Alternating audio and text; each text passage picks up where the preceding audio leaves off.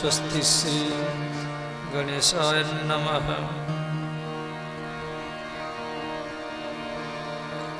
ओम ऐं सरस्वती नमः। ओम ऐं ह्रीं क्लीं भगवत्यै महालक्ष्मी गंगादेव्यै नमो नमः। ओम नमो भगवते वासुदेवाय।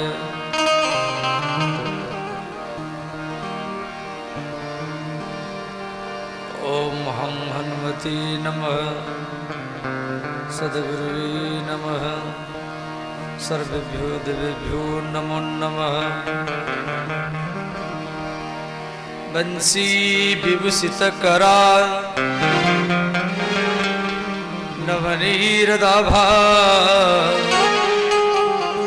पीतांबरा अरुणबिंबफल अधरष्टा पूर्णेन्दु सुंदर मुख अरविंद नेत्रा कृष्णात् परम किमपि तत्त्वहं न जाने।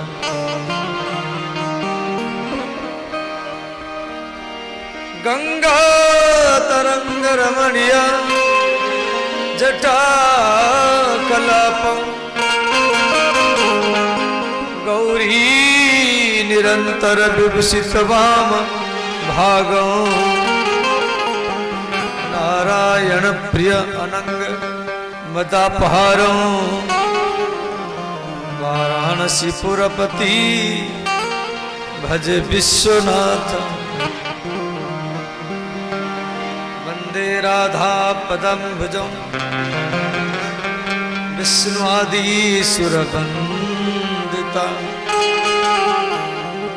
यत्कीर्ति कीर्तनेन पुनाति ब्रह्मांडं सर्वम्।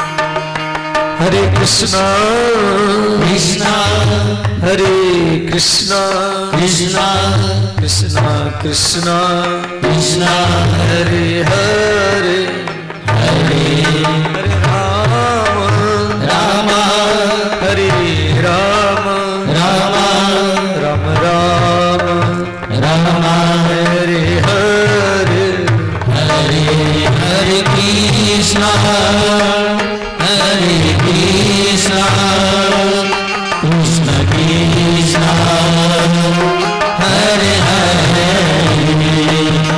हरे राम हरे राम राम राम हरे हरे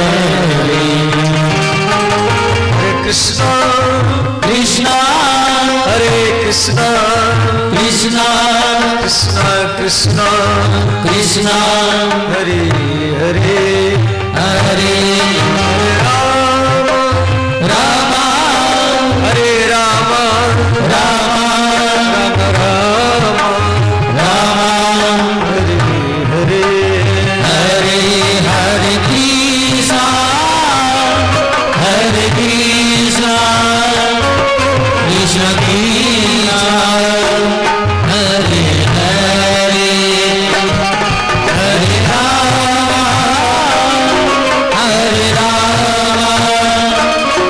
राम राम हरे हरे हरे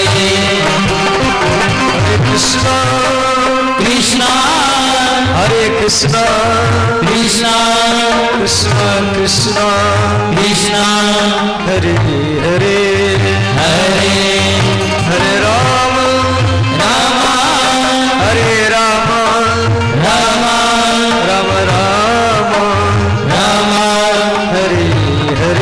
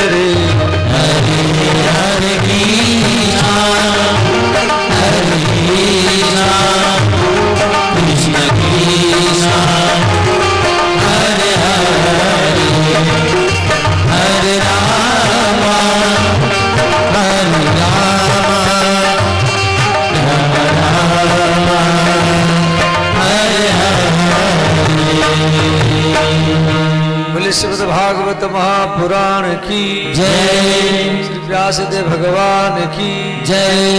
देव जी महाराज की जय।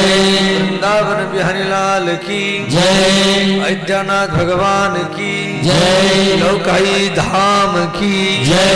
हनुमान जी महाराज की जय। हर हर महादेव।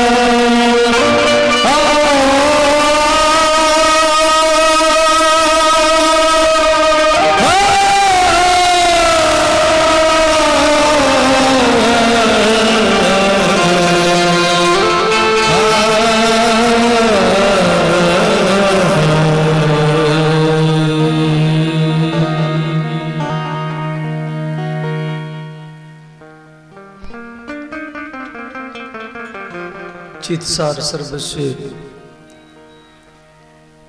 भगवान श्री राधा गोविंद की चरण कमल का ध्यान करते हुए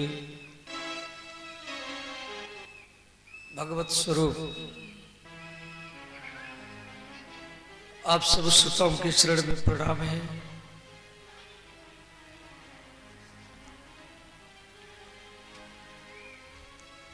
श्री सूत जी महाराज 88,000 ऋषि मुनियों को कथा सुना रहे हैं।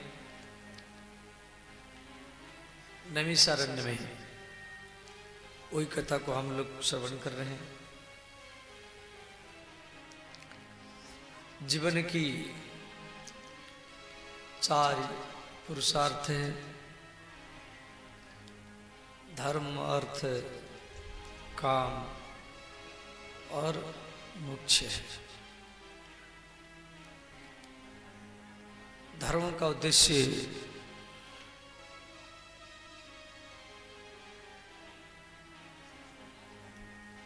मोक्ष के लिए होना चाहिए और अर्थ का उद्देश्य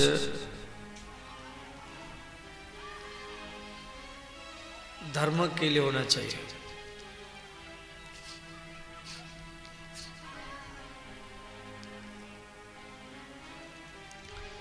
रुपया को धर्म में प्रयोग करने से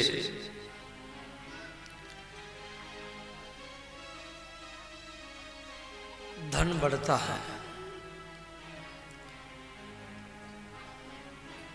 अर्थ माने श्री लक्ष्मी, लक्ष्मी के प्रति यज्ञ भगवान है। जब धन को आप धर्म में प्रयोग करेंगे तो लक्ष्मी आपके पास दौड़ करके आएगी और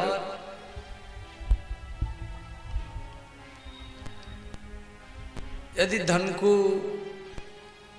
भोग में लगाएंगे तो लक्ष्मी घबराएगी।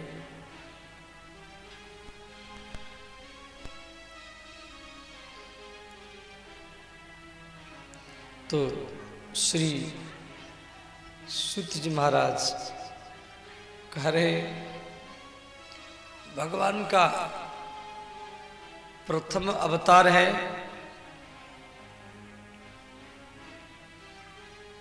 सनकादि अवतार। सनक, सनंदन, सनातन, सनत कुमार, ये भगवान के प्रथम अवतार हैं और ये 5 वर्ष उम्र में रहते हैं। ये चार भाई हैं, इनके ऊपर काल का कोई प्रभाव नहीं होता है। क्यों? हरि कीर्तन तत्परा, जो भगवान के भजन ध्यान में हरदम लीन रहता है,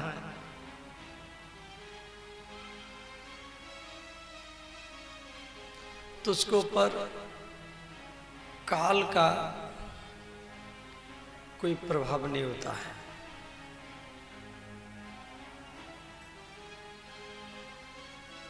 दूसरा अवतार है वराह अवतार।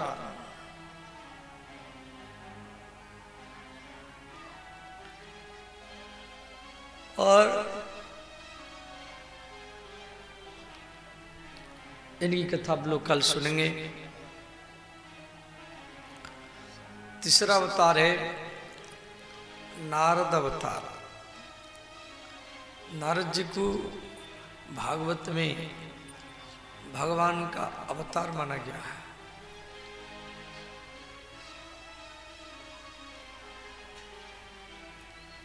और नारद माने नारम भक्ति में ज्ञानम ददाती थी नारद, जो समाज को भक्ति दे, ज्ञान दे, वैराग्य दे,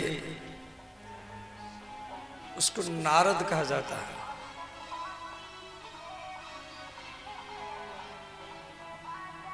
चौथा अवतार है नरनारायण अवतार, जिसको बद्री नारायण बोलते हैं। ये भगवान के चतुर्थ अवतार है।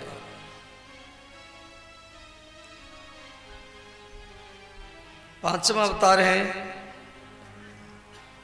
दत्तात्रेय अवतार। सती अनुसुईया के पुत्र के रूप में भगवान जन्म लिए थे। इनका 3 मस्तक था। त्रयेण दत्त इति दत्तात्रेय है। इन्हीं का था अंतिम दिन आप लोग सुनेंगे।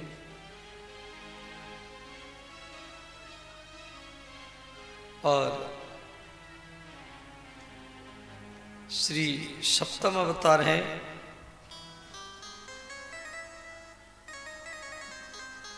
छठवां अवतार है यज्ञ अवतार।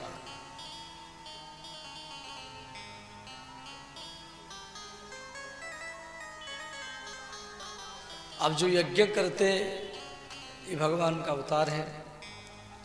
सातवां अवतार है, ये 8वां अवतार ऋषभदेव अवतार। श्री ऋषभदेव जी हमारी सनातन धर्म के 8वां अवतार है। परंतु ये जैन धर्म का प्रथम अवतार है। इनसे जैन धर्म की उत्पत्ति हुआ।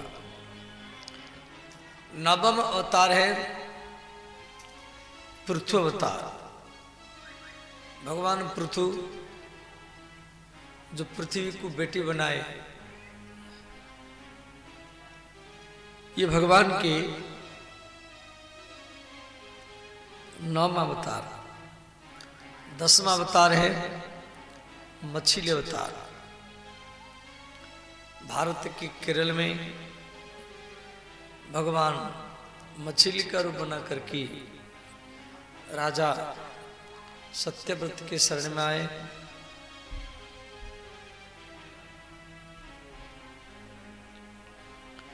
बोले श्रीमश्च नारायण भगवान की जय। तो 11वां अवतार है कच्छप अवतार। भगवान कछुआ का रूप बनाए थे। समुद्र मंथन के समय में जब मंदार पर्वत डूबने लगा तो भगवान कछुआ का रूप बना करके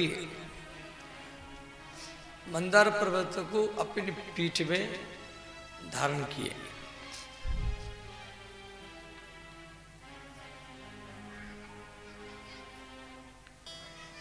तो 12वां अवतार है श्री धन्वंतरी अवतार। भगवान समुद्र से धन्वंतरी के रूप में प्रकट हुए और अमृत कलश लेकर के इनके द्वारा बताया गया मंत्र अच्युताय नमः, अनंताय नमः, गोविंदाय नमः। ये मंत्र को जो डेली पाठ करता है उसको कोई रोग नहीं होता है।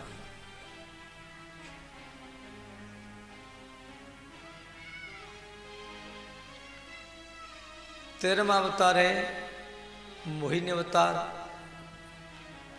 भगवान सुंदर स्त्री का रूप बनाए थे। 14 में नरसिंह अवतार, जो आपके बनमंखी में नरसिंह धाम है, नरसिंह मंदिर खंबा से प्रकट हुए।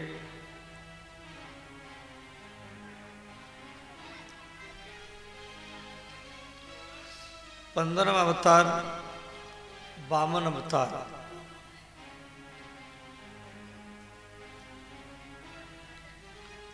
16 में परशुराम अवतार।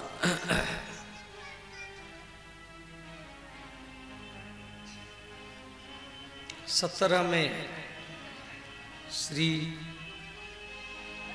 व्यास अवतार। भगवान व्यास जो भागवत लिखे। 18 में श्री राम अवतार। 19 में बलराम अवतार। ये 3 ही राम हैं, राम, परशुराम, बलराम। और 20 में कृष्ण अवतार। 21 में बुद्ध अवतार। 22 में कल के अवतार। जो संबल ग्राम में विष्णु शर्मा नाम का ब्राह्मण होगा, उसी परिवार में भगवान का अवतार होगा। 23 में हंस अवतार। 24 में हयग्रीव अवतार। हय माने घोड़ा। भगवान का शरीर मनुष्य जैसा और मस्तक घोड़ा जैसा।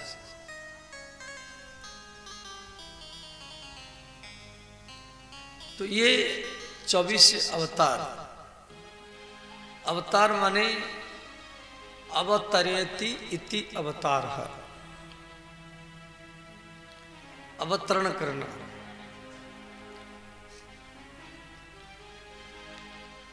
जब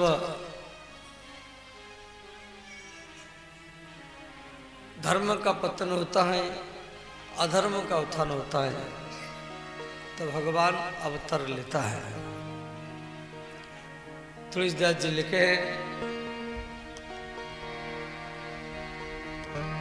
जब जब हुई धर्म की हानि, जब जब होई धर्म की हानि, बढ़ई असुर अधम अभिमानी, बाहे असुर अधम अभिमानी, तब तब प्रभु धरि विविध शरीरा, तब तब प्रभु धर विविध शरीरा, हरहि कृपा निधि सजन पीरा, हरहि कृपा निधि सजन पीरा। श्री राम जय राम, जय जय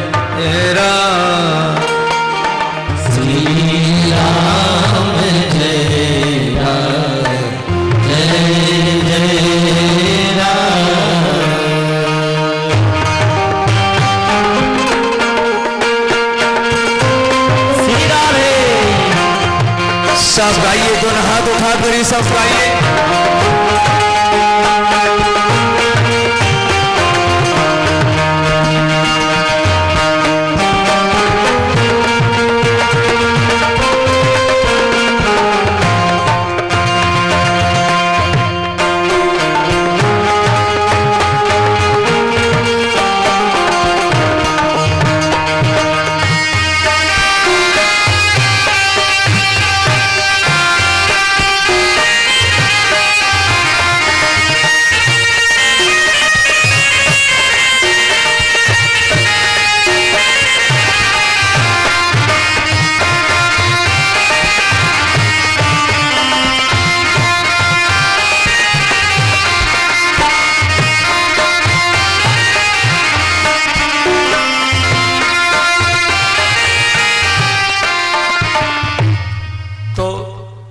श्री सरस्वती नदी के किनारे में व्यास जी बैठे हैं।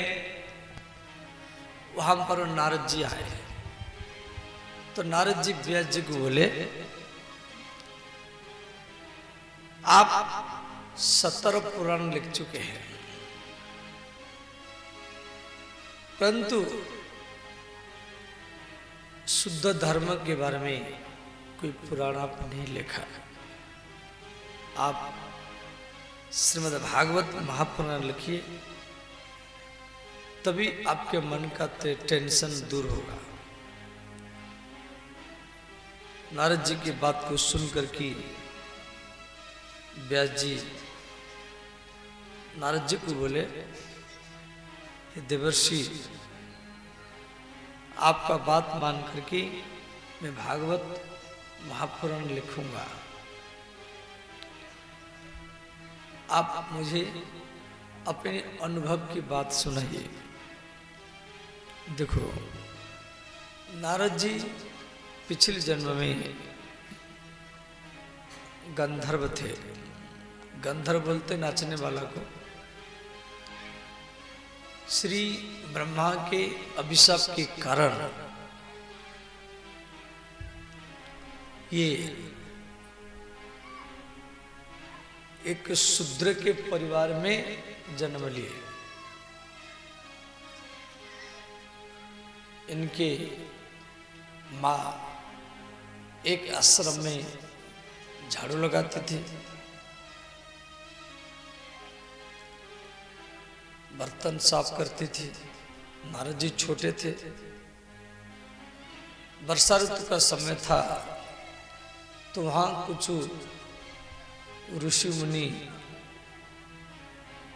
वहां ठहरने के लिए आए। वर्षा ऋतु में साधु लोग एक जगह में रहते हैं, तो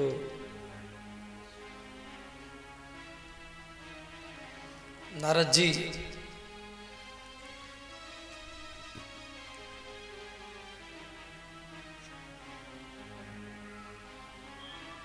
उन साधुओं के पास में बैठते थे। देखो, जिसके पास बैठेंगे ऐसा संस्कार आपके ऊपर पड़ेगा। मदिरा पीने वाला के पास बैठेंगे तो आप भी मदिरा पिएंगे। ताश खेलने के बाद ताश खेलने वालों के पास बैठेंगे तो आप भी ताश खेलेंगे। पहलवान के पास बैठेंगे तो आप भी पहलवानी करेंगे।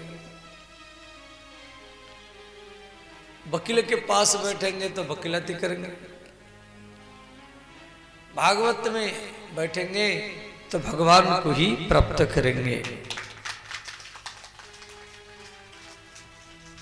जिसके पास बैठेंगे, देखो भागवत क्या है, जिसको विद्या पाना है वो विद्यालय में जाएगा। मिठाई खाना है तो मिठाई की दुकान में जाएगा। सब्जी लेना है तो सब्जी के बाजार में जाएगा। झूला झूलना है तो झूला के पास जाएगा। जिसको भगवान को पाना है वो भागवत में ही आएगा। भागवत में हर व्यक्ति नहीं आता है।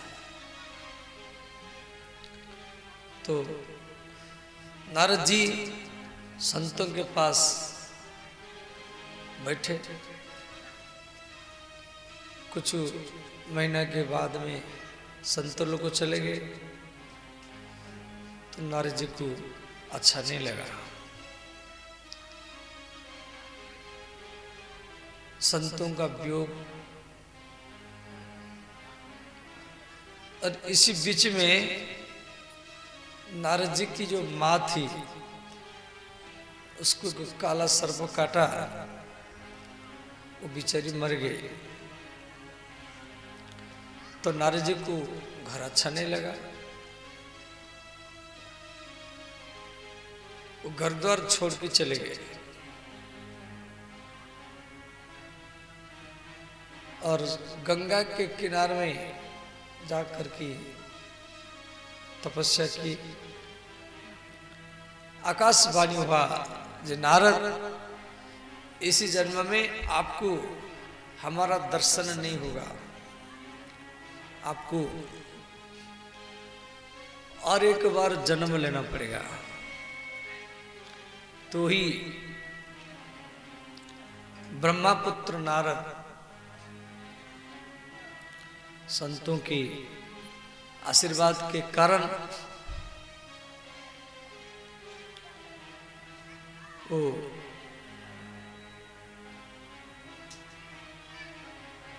शूद्रपुत्र नारद संतों के आशीर्वाद के कारण फिर दूसरी बार ब्रह्मापुत्र नारद के रूप में जन्म लिए। बोले श्री नारद भगवान की जय। तो नारद जी को व्यास जी प्रश्न किए, आपके हाथ में जो वीणा है, ये वीणा आपको कहाँ से मिला? नारद जी बोले, देखो ये जो वीणा है इसमें 7 स्वर है, सारे गामा पाधा निशा। सा माने षडज, सा का उत्पत्ति मयूरों के आवाज से हुआ है। रे माने ऋषभ, रे का उत्पत्ति चातक पक्षी के आवाज से हुआ। गा माने गंधार, गा का उत्पत्ति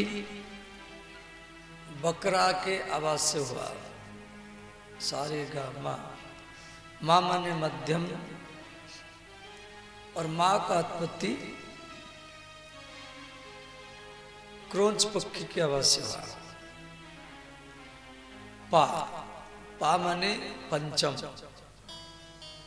पा का उत्पत्ति कोयल, कोयल की आवाज बड़ा मधुर होता है, वो कुहू कुहू बोलता है। उसी से पा सारे गामा पा, पा का उत्पत्ति हुआ। और धा, धा माने धैवत, और धा का उत्पत्ति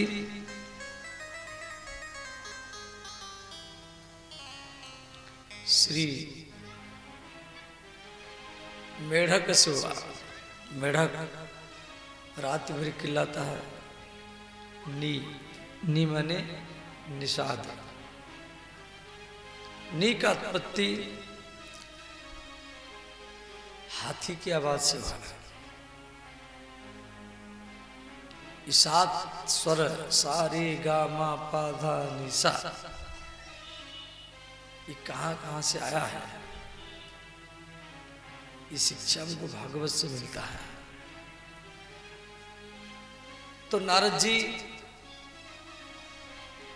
को व्यास जी बोले, ये वीणा आपको कौन दिया? या बनाया है या बाजार से खरीद करके लाया है?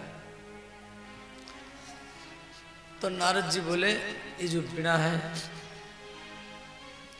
भगवान नारायण के दिया हुआ ये वीणा है। देवदत्ता इमाम वीणा, देवदत्ता इमाम वीणा, स्वर ब्रह्म विभूषिता, मूर्छित्वा हरिकथा गायमान सराम्य। नारद जी बोले वीणा को लेकर के मैं चारों तरफ नारायण नारायण गाते हुए मैं घूमता रहता हूं।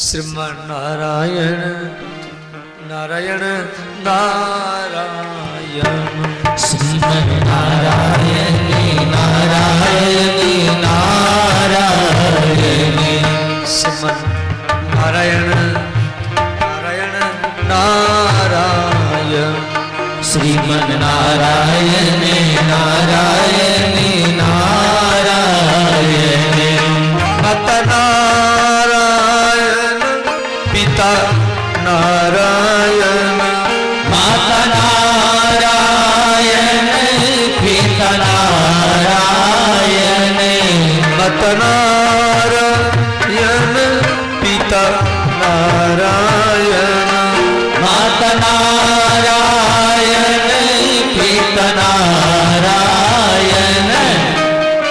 देखो माता पिता नारायण का भगवान का रूप है, और पड़ोसी पड़ोसी से लड़ो मत। मित्र बदल सकता है, पड़ोसी नहीं बदलेगा। दुख में सुख में वही साथ देगा। पड़ोसी नारायण नारायण नारायण, पड़ोसी नारायण नारायण नारायण, श्रीमन नारायण नारायण नारायण, श्रीमन नारायण नारायण नारायण।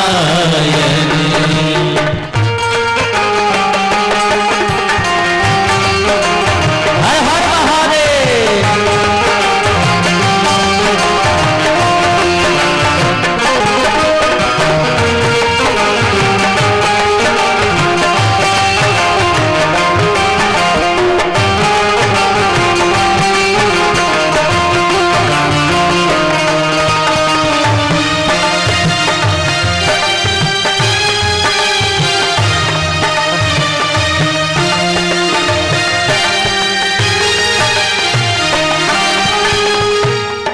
सूर्य नारायण चंद्र नारायण, सूर्य नारायण चंद्र नारायण, सूर्य नारायण चंद्र नारायण, सूर्य नारायण चंद्र नारायण, पृथ्वी नारायण नारायण नारायण, पृथ्वी नारायण नारायण नारायण।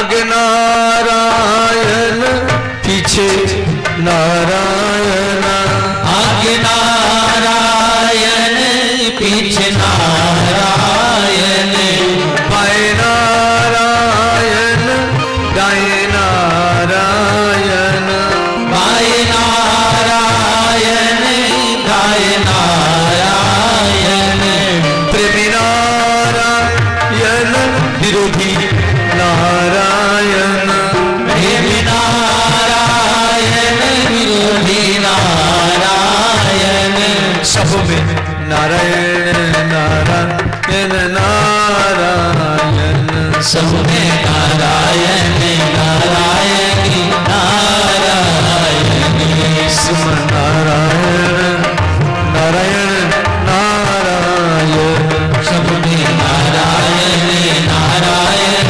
नारायण।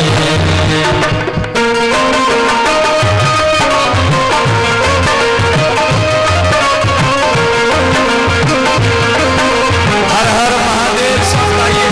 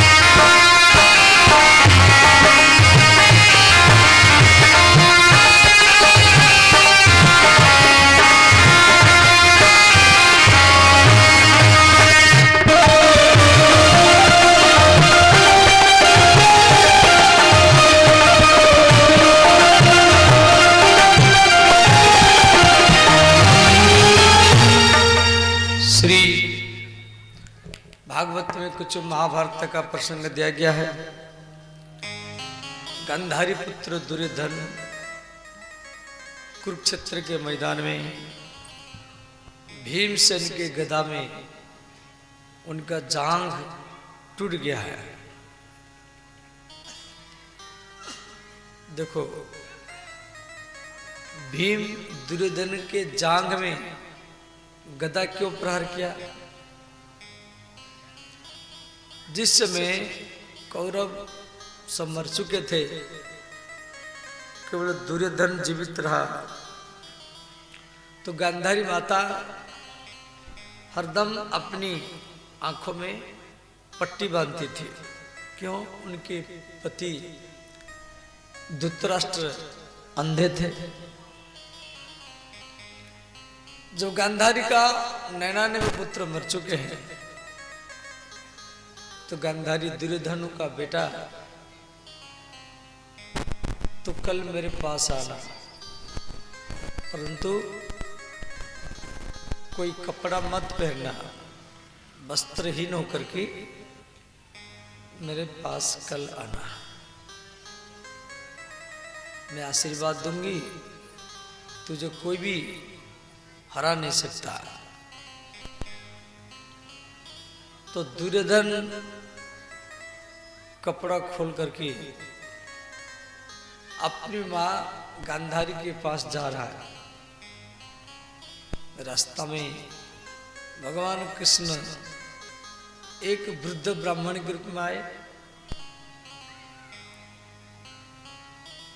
तो ब्राह्मण ने कहा, महाराज आपको शर्म नहीं आता है? आप कपड़ा सब निकाल दिया है।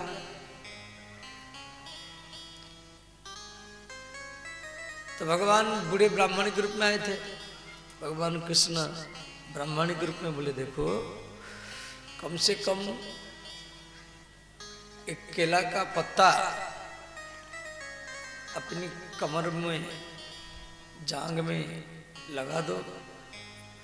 कम से जांग, कमर, ये सब छुपा रहना चाहिए। तो दुर्योधन ने क्या किया, एक केला पत्ता ला करके उसको कछली जैसा बांध लिया और सारा शरीर में कोई कपड़ा नहीं है। तो गांधारी के पास पहुंचा, प्रणाम किया। गांधारी ने कहा, बेटा सब कपड़ा तो हटा दिया? दुर्योधन ने कहा, हाँ माँ मैं सब कपड़ा हटा दिया हूं। तो गांधारी अपनी आंखों में जो पट्टी बंधा हुआ था उसको खोली, तो गांधारी की आंखों से एक शक्ति निकला और वो दुर्योधन के सारा शरीर को वज्र बना दिया। परंतु कमर में केला का कछनी है। तो गांधारी ने कहा, बेटा मैं तुझे बोला था कपड़ा खोल कर के आना, तू कमर में ये सब क्या पैर रखा?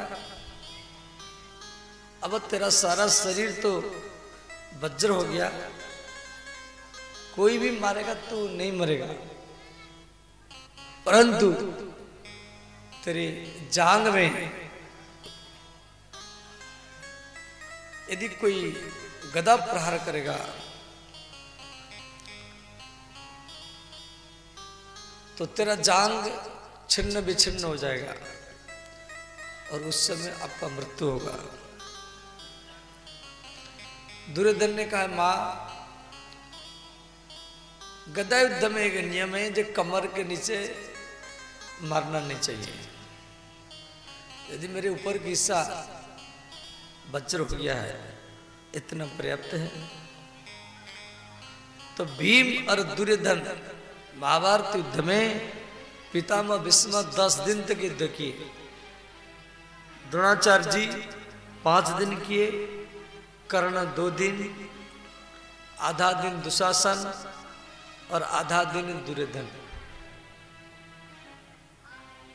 गांधारी पुत्र दुर्योधन भीमसेन के गदा में घायल होकर के पड़ा हुआ है, उसकी जांघ से खून निकल रहा है।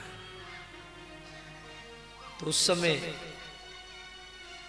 अश्वत्थामा दुर्योधन के पास पहुंचा, कहा, महाराज यदि आप मुझे सेनापति बनाते तो आपका हार नहीं होता। तो दुर्योधन की जांघ से जो खून निकल रहा था, दुर्योधन उसी खून से गुरु द्रोणाचार्य का पुत्र अश्वत्थामा को तिलक किया। कहा, मित्र अभी 17 दिन 12 घंटा हुआ है, आज रात के लिए मैं आपको सेनापति बना रहा हूं। तो दुर्योधन के जांघ से जो खून निकल रहा था, दुर्योधन उसी खून से द्रोणाचार्य के पुत्र अश्वत्थामा को तिलक किया। अश्वत्थामा आ रहा है रात में पांडवों को मारने के लिए, और इधर भगवान कृष्ण पांडवों को बोले, पांडवों अब तो दुर्योधन मरने वाला है, चलो हम गंगा नहा करके आएंगे। तो कृष्ण पांडवों को लेकर के कुरुक्षेत्र से, कुरुक्षेत्र हरियाणा में है, हरियाणा में कुरुक्षेत्र है, तो कुरुक्षेत्र से भगवान कृष्ण पांडवों को गंगा नवाने के लिए हरिद्वार ले गए।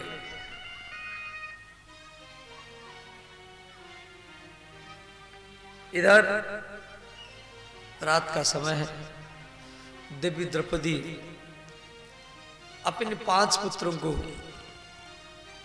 द्रौपदी के 5 पति हैं और द्रौपदी के 5 पुत्र भी हैं, तो द्रौपदी अपने 5 पुत्रों को 5 पतियों के कक्षा में सुला दिया। पांडवों के जो 5 बच्चे थे वो सब युवक थे, वो भी पांडव जैसे लगते थे। इधर श्री अशस्तमा अग्निबाण प्रहार किया और रात में पांडव शिविर में आग लग गया। और अशस्तमा पांडव शिविर में घुस करके पांडवों के 5 बच्चे जहां सोए थे, ये सोचा ही पांडव है, और उनका मस्तक काट करके रात रात में ला करके दुर्योधन को दिया। दुर्योधन तो पहले खुश हो गया,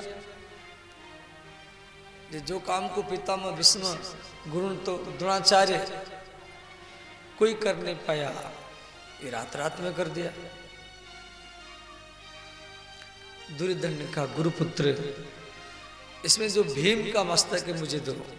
वो भीम का नहीं था, भीम का बेटा का था, और भीम जैसा उसका बेटा भी ऐसा है।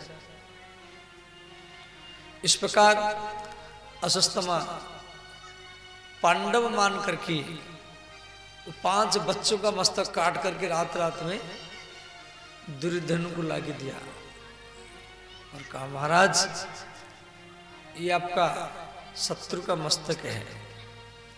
दुर्योधन ने कहा, जो भीम का मस्तक है मुझे दो। वो भीम का नहीं था, उसका बेटा का था। और दुर्योधन जब क्रोध के कारण दबाया तो मस्तक को चूर चूर हो गया। अब दुर्योधन समझ गया ये पांडवों का मस्तक नहीं काटा है, ये पांडवों के बच्चों का मस्तक काट कर लाया है। दुर्योधन को बड़ा दुख हुआ। उस समय दुर्योधन का मृत्यु हुआ। इधर पांडव लोग गंगा नहा रहे हरिद्वार में। श्री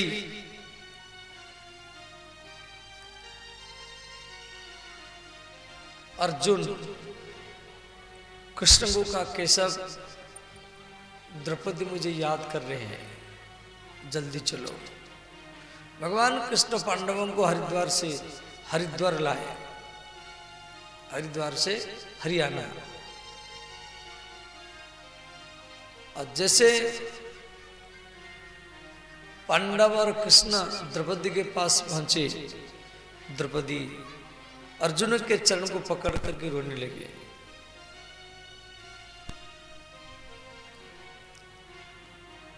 द्रौपदी बोली, हे नाथ, यदि आप होते तो मेरे 5 बच्चों का मृत्यु नहीं होता। मेरे 5 पुत्र है और आज उनका मस्तक कोई काट करके ले गया। अर्जुन कृष्ण को कहा, केशव, ये काम किसका है? भगवान कृष्ण बोले, मित्र, ये काम द्रोणाचार्य का पुत्र अशस्तमा का है। तो कृष्ण ने क्या किए, अर्जुन को रथ में बैठाए और अर्जुन अशस्तमा को मारने के लिए अशस्तमा का पीछा किया। अशस्तमा देखा जो अर्जुन मुझे अब मारेगा, तो अशस्तमा ने क्या किया, बचने के लिए अर्जुन को ऊपर ब्रह्मास्त्र प्रहार कर दिया। यदि ब्रह्मास्त्र जो होता है अपनी व्यक्तिगत सुख के लिए उसको प्रयोग नहीं किया जाता है। ब्रह्मास्त्र आ रहा है श्री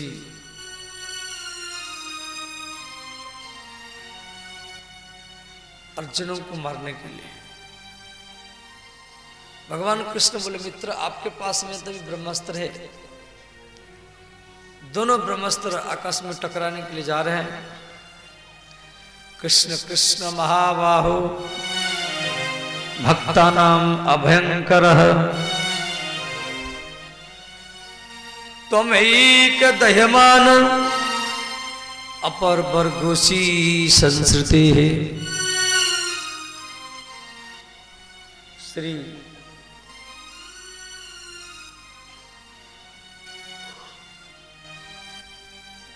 व्यास जी ब्रह्मास्त्र के सामने खड़े हो गए और बोले, अपना अपना ब्रह्मास्त्र वापस बुला। अर्जुन तो बुला लिए परंतु असस्तमा बोला नहीं पाया। तो अर्जुन गुरु द्रोणाचार्य के पुत्र असस्तमा को पकड़ करके रस्सी में बांध लिया, रथ में डाल दिया। असस्तमा ब्राह्मण है, गुरु द्रोणाचार्य का बेटा है और आज उसका हाथ पैर बंधा हुआ है। अर्जुन जब द्रौपदी के पास से लेकर के आया, द्रौपदी ने कहा मुच्यताम मुच्यताम ब्रह्मणो नितराम गुरु। द्रौपदी बोली स्वामी इसको छोड़ दीजिए, ये ब्राह्मण है, गुरुपुत्र है। भले ये मेरे 5 पुत्रों का मस्तक काटा है, परंतु इसका मस्तक आप मत काटिए। द्रौपदी की बात को मान करके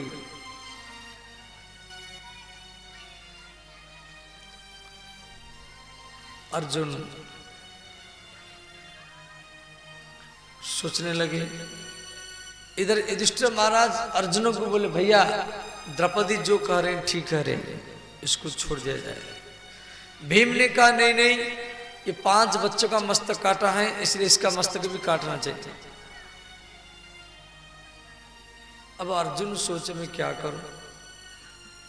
अर्जुन कृष्ण की ओर देखा, केशव अब मैं क्या करूंगा। भगवान कृष्ण बोले मित्र, समाज में कोई साधु संत ब्राह्मण मान लो गलत काम किया है, उसका मस्तक काटना नहीं चाहिए। सबके बीच में खड़ा करके उसकी इज्जत को सम्मानों को लूट लिया जाए और यही उसके लिए मृत्युदंड ही माना जाएगा।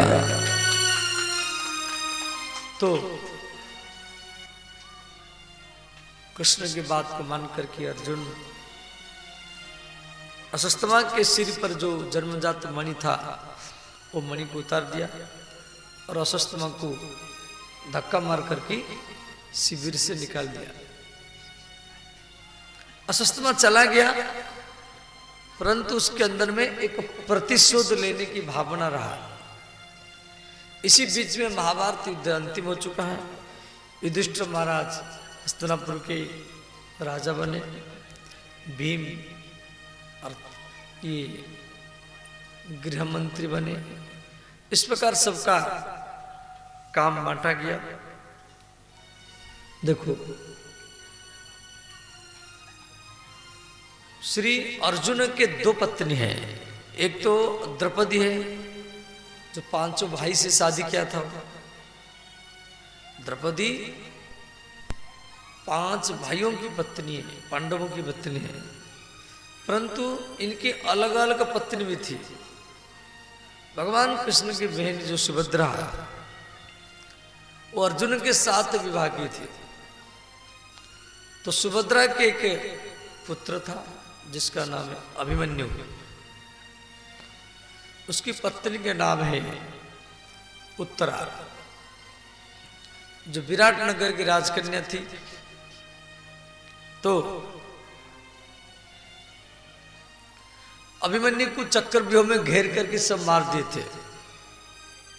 उत्तरा विधवा हो गई। तो उसके गर्भ में एक बालक है परीक्षित। उसी बालक को मारने के लिए असस्तमा ने फिर दूसरी बार ब्रह्मास्त्र किया। उत्तरा महल के भीतर से भागती हुई कृष्ण के शरण में आई। पाही पाही महायोगिन देवदेव जगतपते नान्यम तदभयम पश्य यत्र मृत्यु परस्परम। उत्तरा भगवान कृष्ण के चरण को पकड़ कर रोने लगी। बोली भगवान भले मैं मर जाऊं, परंतु मेरे घर में जो बालक है ये जीवित रहना चाहिए, क्योंकि पांडवों का यही वंश बढ़ाएगा, वरना पांडवों का सब बच्चे मर चुके हैं। कौरव तो मर चुके हैं, उनका वंश में कोई नहीं है। तो भगवान परीक्षित को बचाने के लिए उत्तरा के गर्भ में प्रवेश किए, इसलिए भगवान का नाम पड़ा उत्तरायण। बोले उत्तरायण भगवान की जय। तो श्री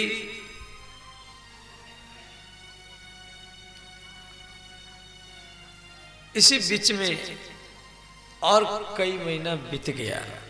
भगवान कृष्ण हस्तिनापुर में, हस्तिनापुर बोलते दिल्ली को, इंद्रप्रस्थ